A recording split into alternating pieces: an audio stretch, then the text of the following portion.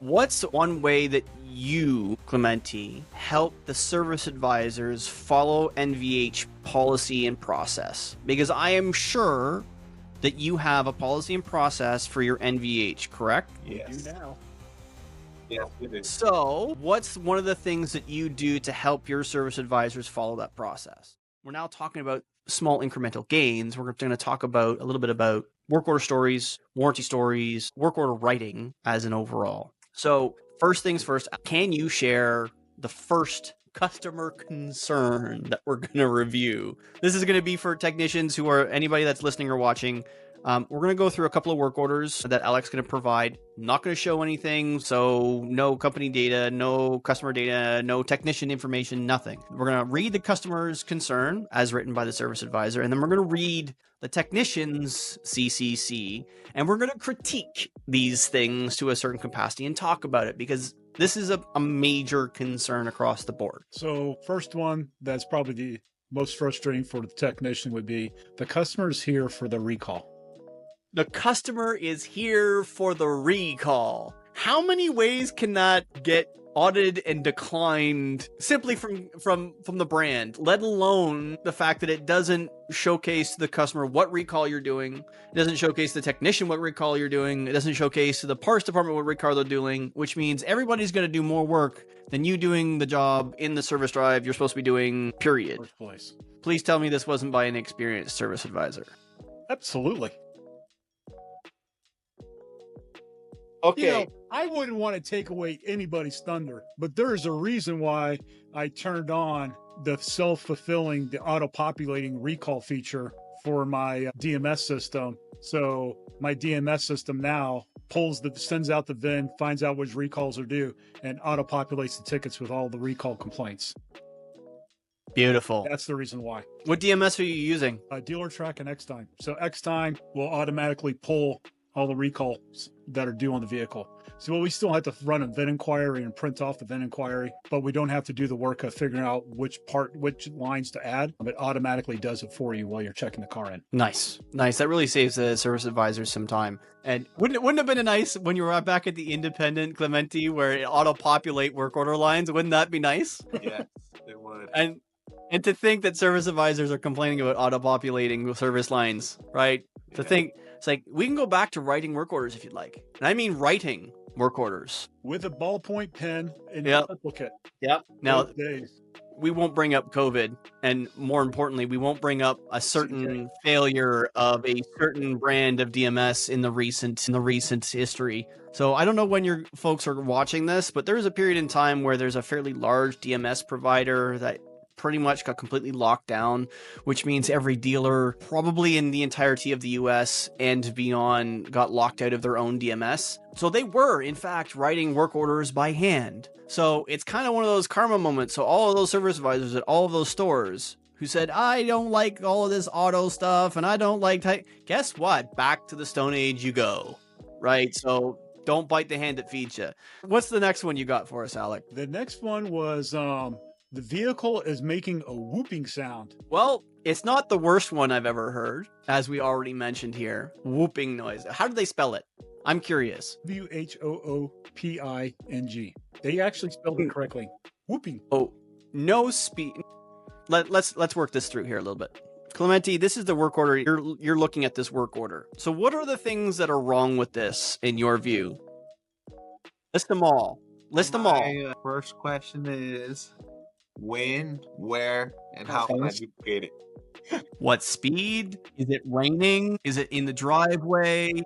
Is it front, back, side to side? So to this point, so that's 2 fails here, service advisor side. So this is NVH, right? So NVH is always a hassle. What's one way that you, Clemente, help the service advisors follow NVH policy and process? Because I am sure that you have a policy and process for your NVH, correct? Yes. We do now.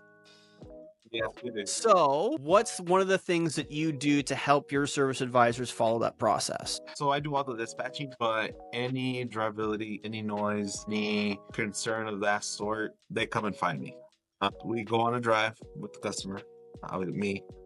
I verify it, make sure it's whomping when they're saying it's Whooping noise. Usually 60% of the time I get a great, it's not doing it right now, Mhm. You kind of have to feel bad for them and be like, hey, if it is happening later on, don't hesitate to come back, record it for me. Go for the test drive. Yeah. Right? Know? But here's the thing, folks. If you're at a store right now that does not have a dedicated foreman, team lead, or what have you, taking the time to go out with the customer for that, think about it this way. Just using Clemente's number here for a second, 60% of the time, which means 10 cars are coming in with a noise. 6 of them, no fault found. That means Clemente is improving the experience for the guest 60% of the time, saying, hey, I'm going to go out with you. I'm going to make sure that your car is safe, going to make sure you're safe. Let's try and find this noise, this problem, this concern, whatever. And if they come back and the car feels safe, everything looks safe, everything feels good, sounds good, what have you, the customer feels that you have taken care of them, tried to verify their concern, told them that they're not crazy, right? Because many of them immediately feel that way, or they even can get irate. Oh, you didn't drive the car. It happens all of the time, right? It happens. We get those phrases all the time. Technicians, you if you're in a store, you may not hear these things, right? You may not get this feedback from the customers like we talked about in the episode prior. If you're not customer facing, you don't get the, well, you did, that happens in the service drive that these guys up at the service drive have to deal with every day. That's 60% of the time. If you've got somebody that can help you out with those go to the shop floor test drives, that can really change the guest experience. And we're talking about customer experience in a big way right now, like CSI scores, ESI scores, all of these things. It's important. Go ahead. A lot of the customers, if you don't replicate the noise, all you have to say is, let me bring the car in, let me do my multi-point inspection on it, make sure the car is safe, and you're leaving the door open for any additional upsells, recommendations, maintenance work that might be possibly due. Bingo. So that's another thing that also will definitely help the business. Mm-hmm. We have to keep that door open. We have to make them feel like we're taking the time out of our day to try to resolve any issues, any noises that their car has. Because a lot of the people see these cars and they keep them 10, 15 years nowadays, and they want to take care of their cars. They want to keep the maintenance schedule up to date, you know?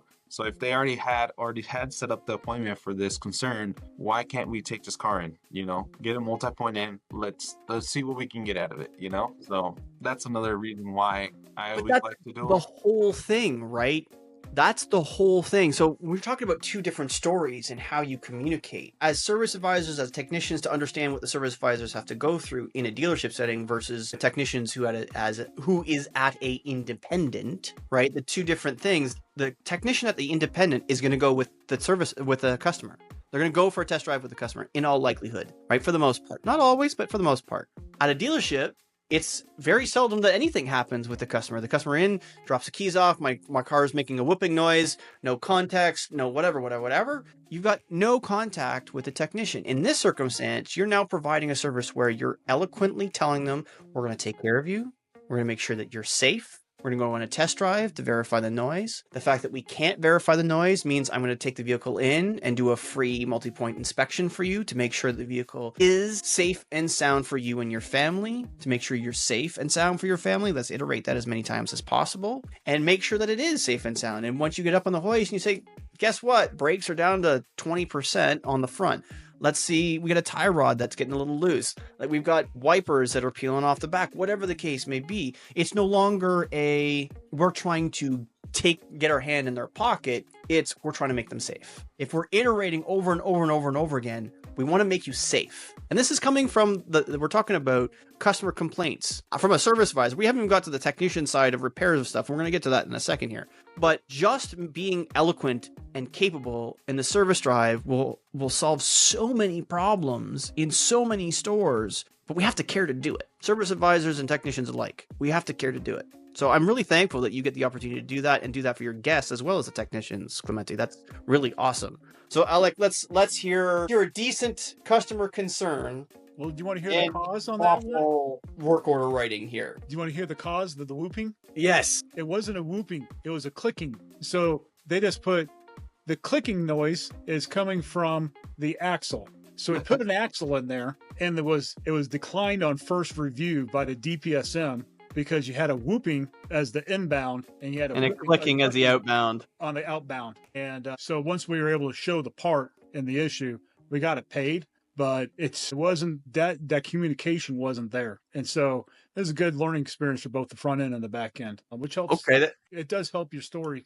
That right there. So let's highlight that even more. We'll double down on it. We came in with a whooping. Our story said clicking. Problem number one, right? We didn't eloquently communicate that there was a whooping noise, that there is in fact a clicking noise. We didn't say where it was, meaning location of the car. Noise is coming from this area. We didn't say that. We didn't say anything about confirmed with the customer that is coming from that area to say the customer has described it as such. That's not what I hear.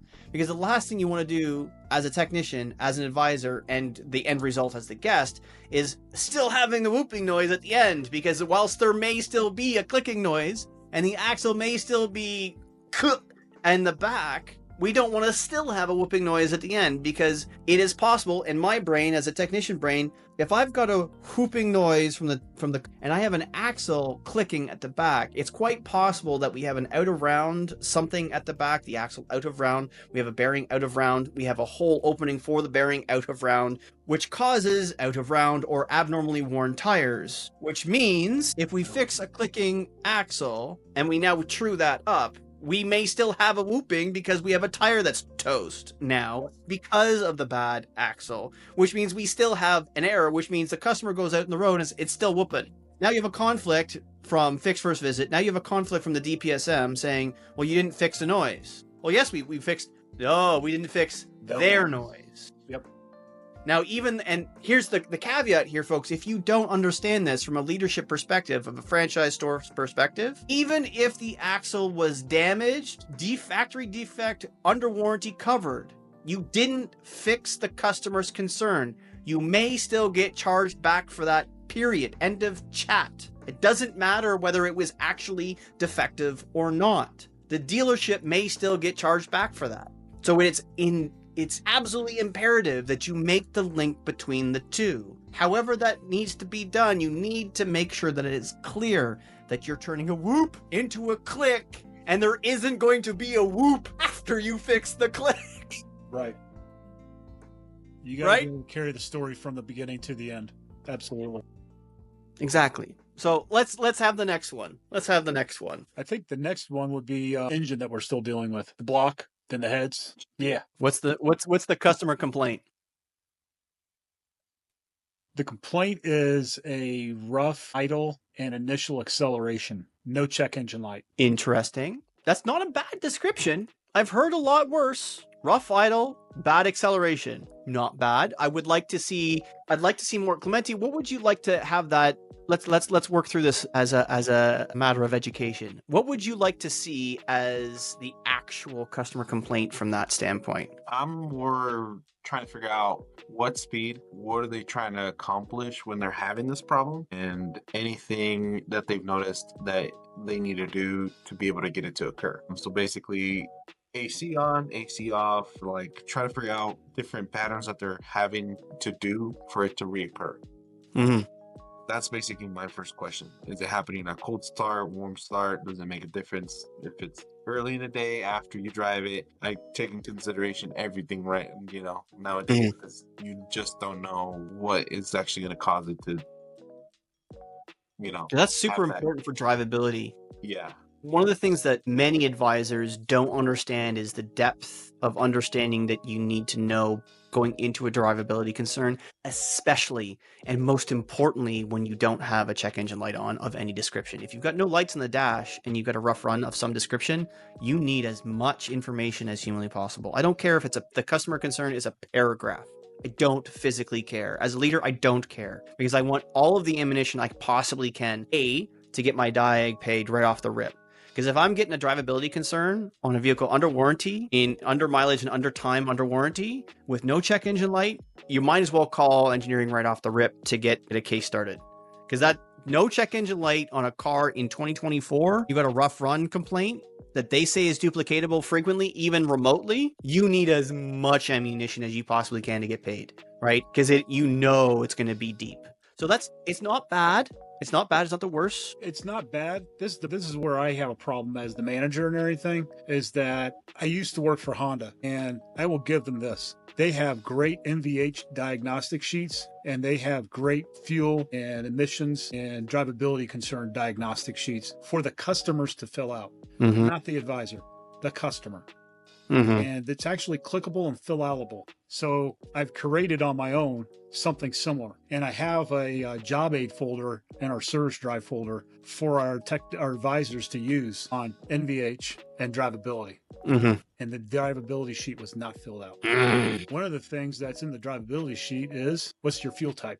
In most places, you're not going to think of it as being a constant issue. But up in Colorado, we feel you still need 85 octane. That's not a great way to fuel just about anything in a modern vehicle at all. No, really at all. It's not even really good for anything, to be honest, because 87 octane's not really even really good for two-stroke anymore. So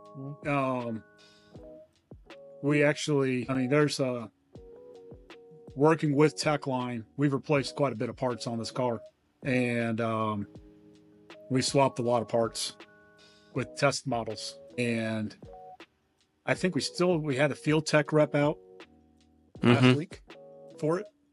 And I think we're in the home stretch of wrapping it up, but that's still that one, a lot went wrong. What are the things? So that's interesting. I like this because this is the opportunity to learn, to change processes.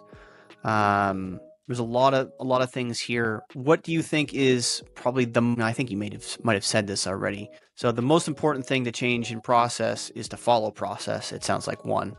Yep, that'd be one. One. And two, what's the second thing that you learned from this? Obviously, enforcing process. What's the second thing you learned? Is it something left field? I think that when you may not know it right up the get-go and everything, that it's an oddball repair. But I think that if your first repair attempt or your second repair attempt doesn't solve it, then you probably need to get, whether it's a more experienced tech or an additional experienced tech from another shop, or all the experienced techs to get together and talk it through. I think having a group talk about the car versus just one or two people talking about the car and working with shop for Techline, I don't know that would have resolved it in this case, because this one was just so many different things went wrong. And the communication with the guest and getting it right, written up correctly, and following getting enough information from the guest. That's about the only thing I can think of. That, and I ain't sure if that's really that left field, to be honest with you. I don't know. Well, it is. In practice, I think it might be. Now, Clemente, you've got the opportunity here where you're in a position where you're helping control the flow and pushing the flow through the shop. And this shop has the luxury of being able to make that a thing and to have that kind of support. Most shops don't have that kind of support. When it comes to hive mind mentality, which, like you're talking about, getting more than, say, one or two techs to noodle on something that's super challenging, that presents a different set of challenges to execute in a shop full of flat rate techs, right? You get lots of talk about pay. It's not my job, right? Is a very frequent thing. Now, I don't think I think, and this is think here, this is not no, but I think there's gonna be a lot of pushback from a lot of people because it's not my job. But in a shop with a team mentality, that won't be a problem. And I'm very blessed to not have that problem. Just the way we've groomed them all, the way we all work together to try to get all these cars out. We actually kind of meet in the mornings and go over every single car that we got. Everyone, we basically set our day. We're going to get this, and this car out today. We're going to look at this, and this car today. And then we're going to leave windows open for whatever else comes in. So nice. That's the good thing about working as a team together, because we all get to brainstorm each other. They're all pretty fresh. I'm kind of more of like the experienced one, but there is times where, we always have to consider what they have to say, because there has been cases where I have taken advice or just some simple fact of one of my younger guys that, he spit out, and I'm like, boom, that's going to fix the car. and then we run down there and it fixes it, you know? So it's working in a team to try to get these cars fixed, resolved, diagnosed, and out, you know? And that's why I'm saying I'm pretty blessed about having a team. Shop all eats the lunch together. Now, half of them will go get lunch and the other half are bringing lunch, but they sit down for an hour and they have lunch together. They're swapping videos, memes, just talking and having a good time.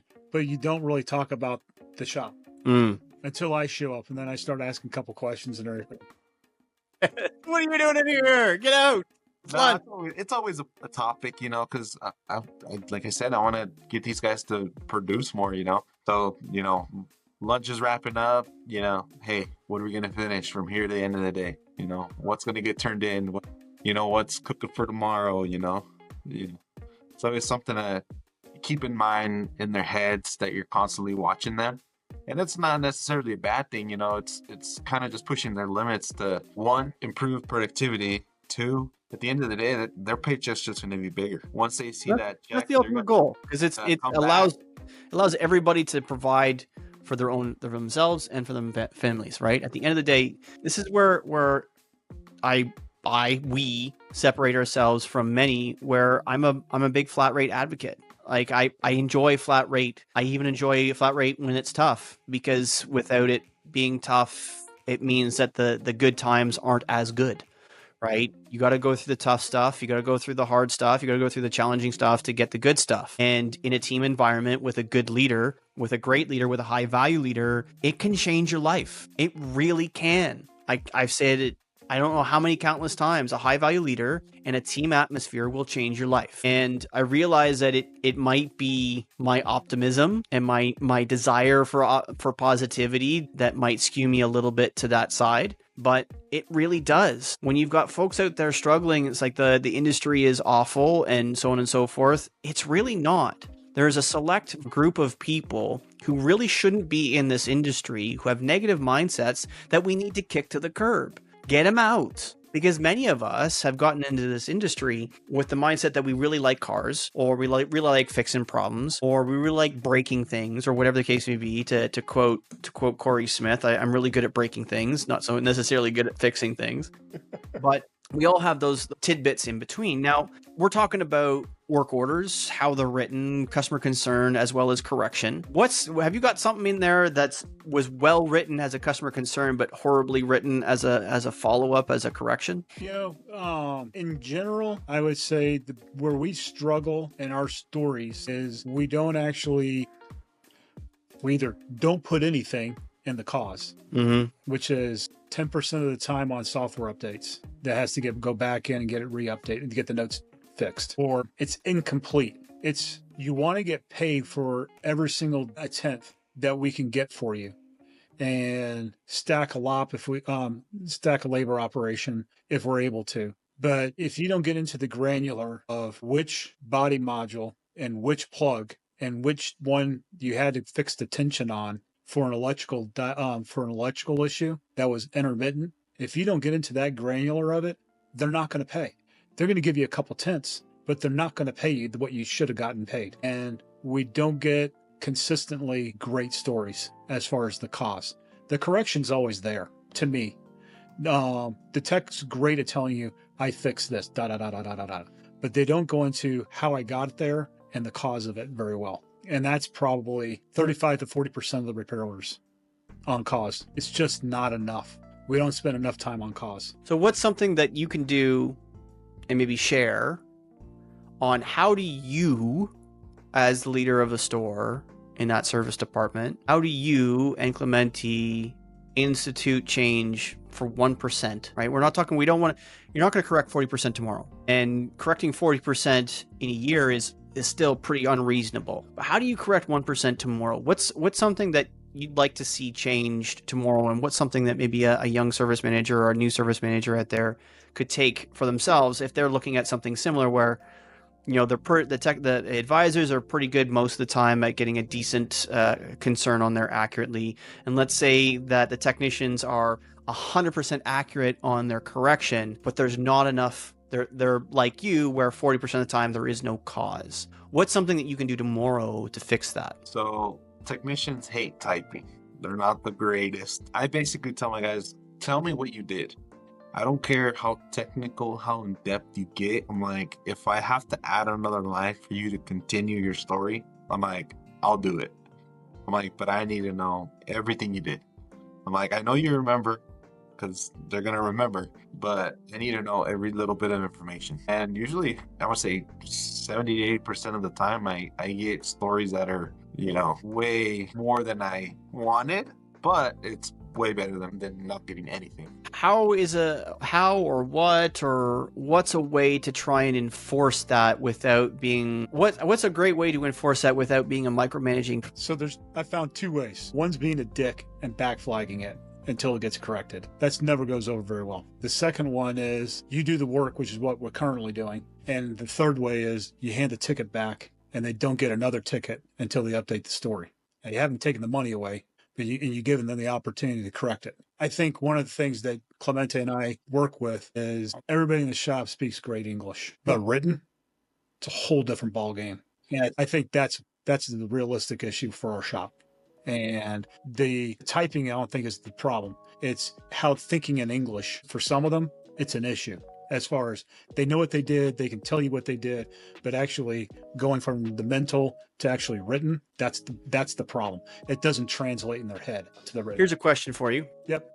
So does every tech have a computer? Absolutely. Well, yeah, they actually all have computers now. Okay. So are they laptops? Desktops. They're desktops. Do they have microphones? So wireless microphones are fairly inexpensive, or lav mics are fairly inexpensive. Most desktops have a auxiliary audio in or an audio in at the back. Every one of those computers will have access to the internet. You haven't met our computer IT department. There. Every one of those should have some form of documentation, like a notes pad or what have you. Thought process here is Google Docs. Translate? No, Google Docs Okay. is free. If you have a Gmail account, it's free. If you open Google Docs and you have a microphone, there is a talk to text function for free in Google Docs. So if you pick up the mic, hit voice to text, and talk into the mic, it will always be 1,000 times faster than typing, and you'll get the whole story. And they copy and paste into the work order. It's a great idea. So you will save they will save time because they won't be typing for 10 minutes. They won't be typing at all. It's copy paste and maybe correct a few things. So they're going to save time. 2, you're going to get more story because they're going to verbalize it. And 3, you're going to get a lot less headaches in terms of your loss. So if you can make that work on your computers in some capacity, that will save you time, that will save them time, and it will get you a few less than your 40%. If that's something that you can accomplish in some way, it's not. Now, I'm pretty sure that Microsoft Documents also has a voice to text function. I believe. I'm not sure. I just know for a fact that Google Docs does because I use it. I like that. On that note, I think it's a pretty good way to wrap this up. Folks, remember, negative pushes, positive pulls, and always clean your toys before you put them away.